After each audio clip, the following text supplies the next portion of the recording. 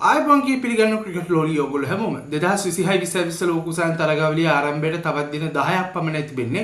කණ්ඩායම් 20ක් මේ තරගාවලියට එක් වෙන්න පෙළ ගැසෙද්දී අපි මේ තරගාවලියේ සහභාගී වෙන කණ්ඩායම සංචිතයන් ගැන ඇනලිසිස් එකක් අපි රැගෙන එන්න තියෙන එකයි. ඉතින් ඒකේ දෙවෙනි එපිසෝඩ් එක තමයි අද දවසේදී මේ විදිහට ඔබ ළඟට එන්නේ.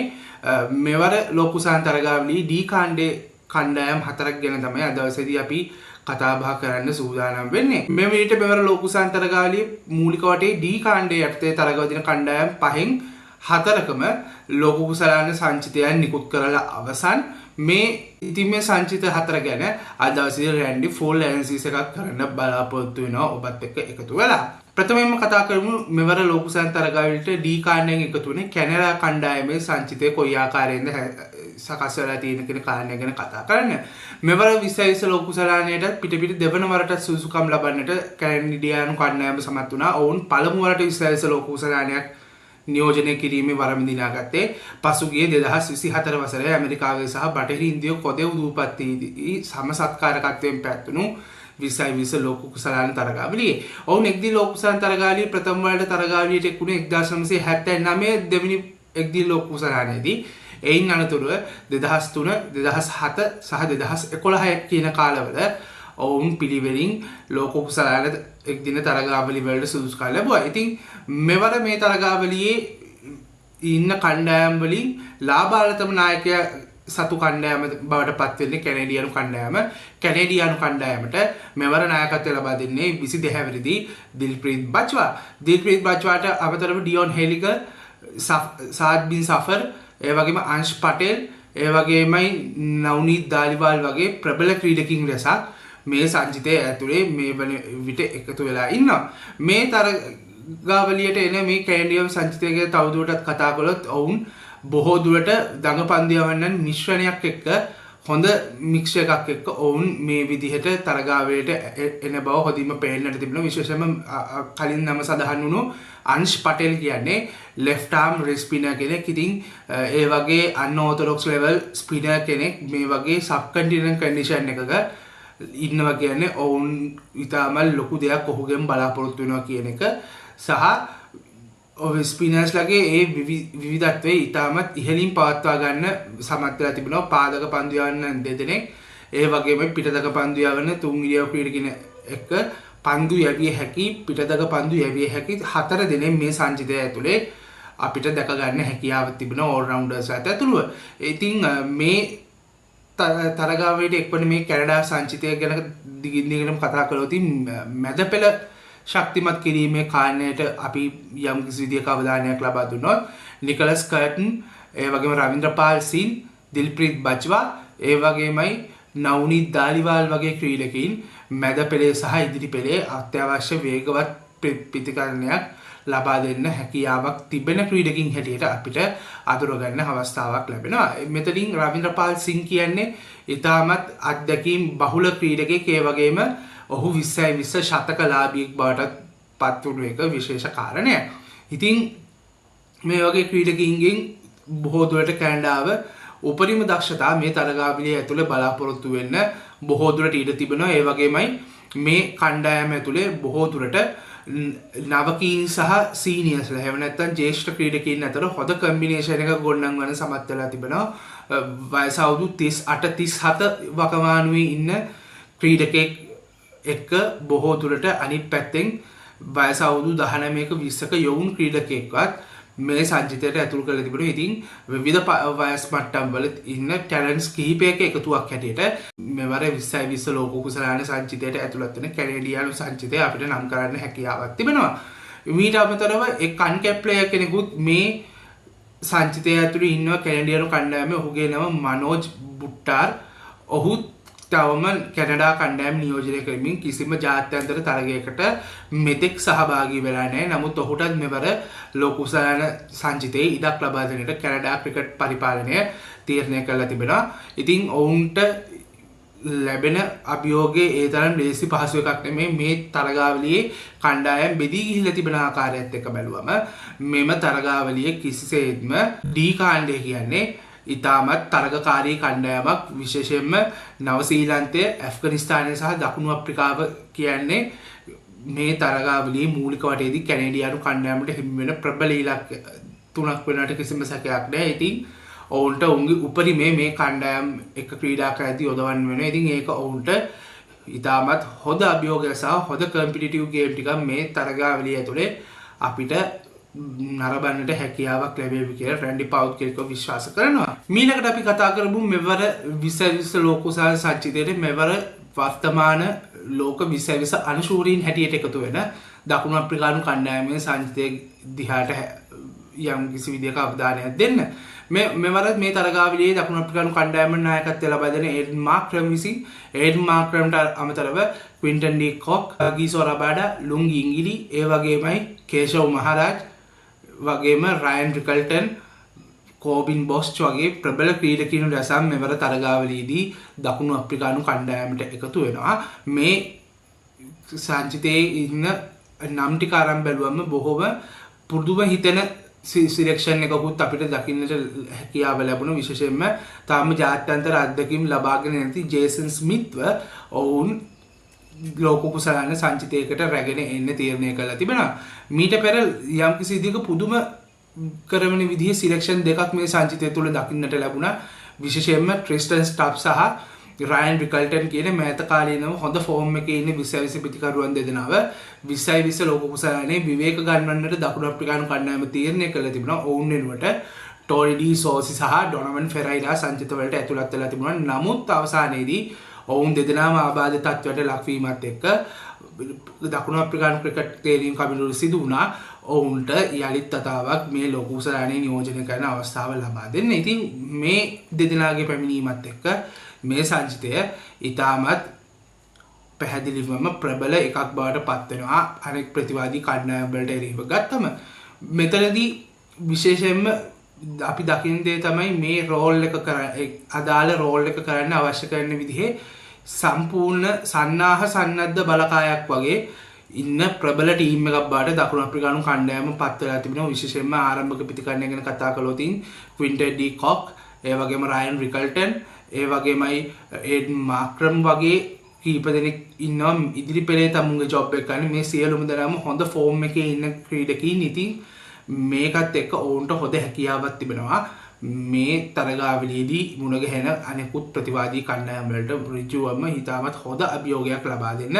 කෝබින් බොස්ච්, ට්‍රිස්ටන් ස්ටබ්ස් සහ ඩිවෝල් බ්‍රේව්ස් වගේ ක්‍රීඩකයින් ඉන්නවා මැද පෙළ ශක්තිමත් කිරීමේ කාරණය සම්බන්ධයෙන් බලාගන්න. ඉතින් එතනදී අපි හොඳින්ම දකින කාරණය තමයි මේ ක්‍රීඩකයින් තුන්දෙනා මෑත කාලීනව ඉතාමත් හොඳ ෆෝම් එකක ඉන්න ක්‍රීඩකයින් හැටියට අපිට දැක ගන්න පුළුවන්.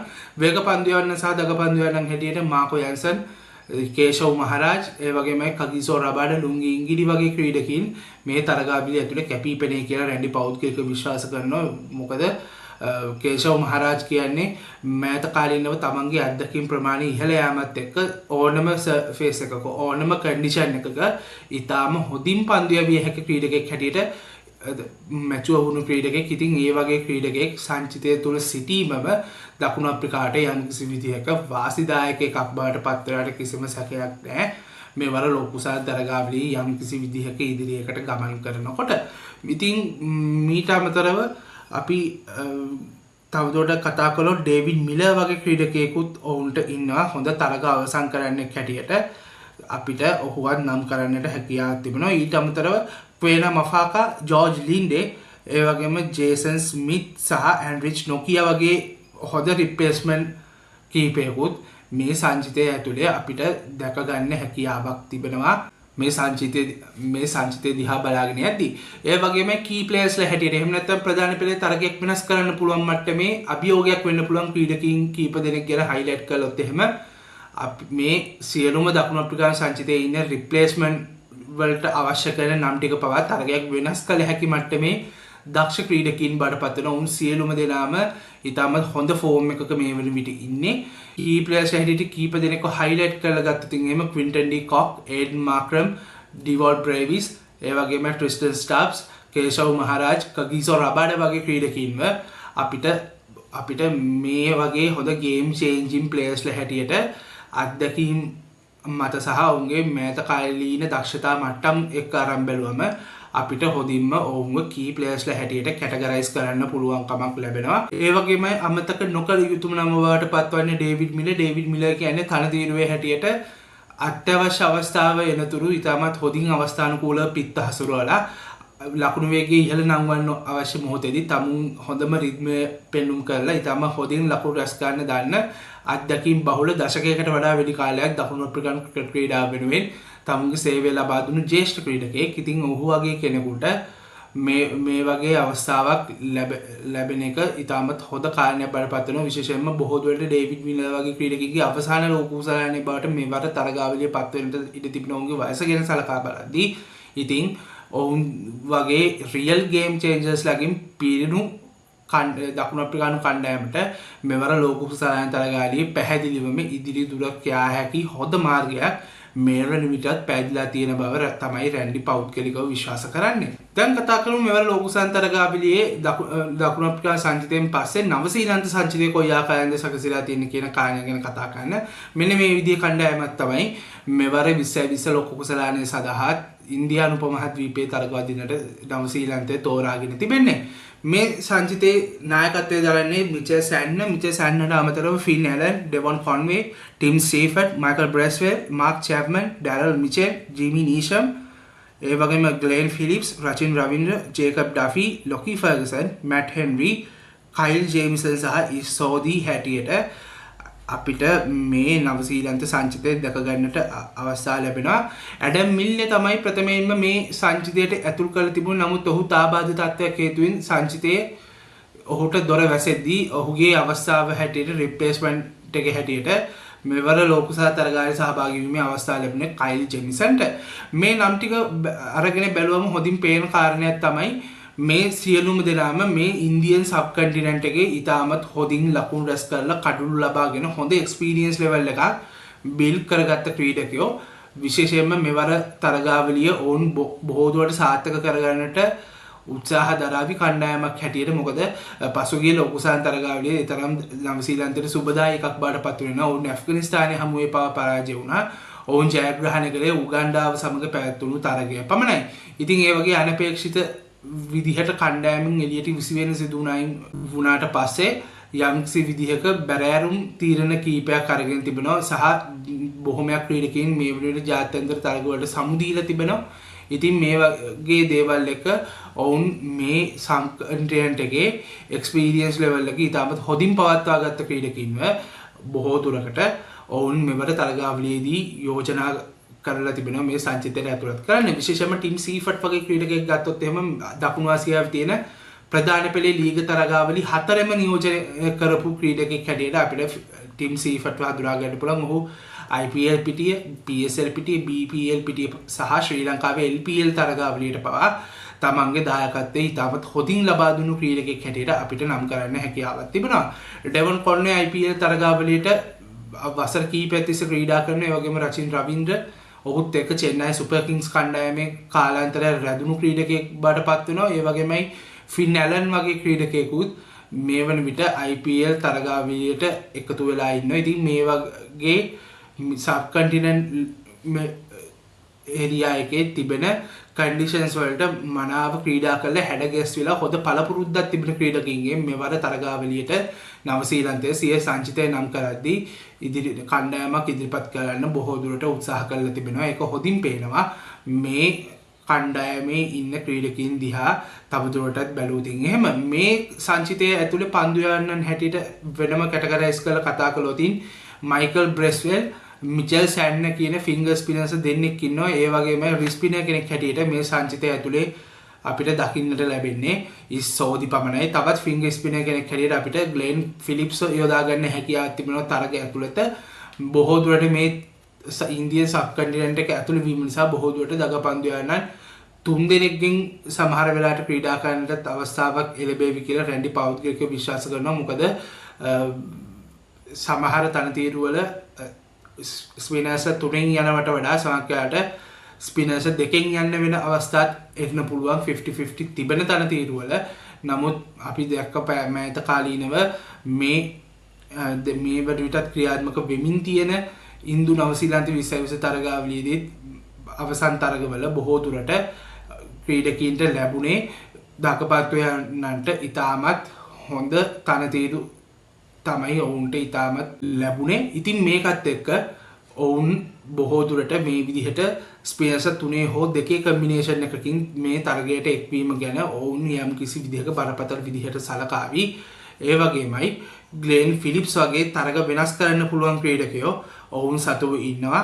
ඉතින් ඔවුන්ට කිසිම ප්‍රශ්නයක් නැතුව ඉනිමේ ඕනම වෙලාවක ඇක්සලරේට් කරලා රන් රේට් එක වැඩි කරන්න සහ විකට් එක ආරක්ෂා කරගන්න ඕන වෙලාවේ සිංගල් එකට අවධානය දීලා යම් කිසි විදිහක ස්ට්‍රයික් එක රොටේට් කරමින් ක්‍රීඩා කරන්නත් ඔවුන්ට තිබෙන හැකියාව ඉතාම ඉහළයි. ඉතින් මේ වගේ තරගකාරී සංචිතයක් එක්ක මෙවර නවසීලන්ත සංචිතයට ලෝක කුසලානේ දිගු ගමනක් යන්නට හොඳ අවස්ථාවක් මේ වෙන විට උදා වෙලා තිබෙනවා. අවසාන වශයෙන් කතා කරමු මෙවර ලෝක කුසලාන තරගාවලියේ ඩී කාණ්ඩයෙන් එක්වන අනෙක් කණ්ඩායම බවට පත්වන ඇෆ්ගනිස්තාන කණ්ඩායමේ සංචිතය කොයි ආකාරයෙන්ද සැකසීලා තියෙන්නේ කියන කාරණය ගැන කතා බහ කරන්න.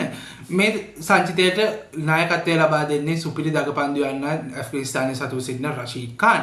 රෂීද් ඛාන්ට අමතරව ඉබ්‍රාහිම් සඩ්රන්, දාවිෂ් රසූලි, මොහමඩ් ඉෂාක්, රවුනුල්ලා ගුර්බාස්, සෙදිකුල්ලා අතල්, අස්මතුල්ලා ඔමර්සයි, ගුලාබ්දීන් නයිබ්, මොහමඩ් නබි, සහිදුල්ලා, අබ්දුල්ලා අහමද් සයි, ෆසල් හක් ෆරූකි, මුජීබුර් රහමන්, නූර් අහමඩ්, සියාවුර් රහමන් කියන ක්‍රීඩකින් කීප දෙනා මෙවර ලෝක කුසලාන තරගාවලියේදී ඇෆ්ගනිස්තාන නියෝජනය කරන්න වරම් ලබාගෙන තිබෙනවා. මෙතනදී විශේෂයෙන්ම ප්‍රථමයෙන්ම මේ සංචිතයේ සියාවුර් රහමන් වෙනුවට නම් කරලා තිබුණේ නවීන් උල් හක්ව.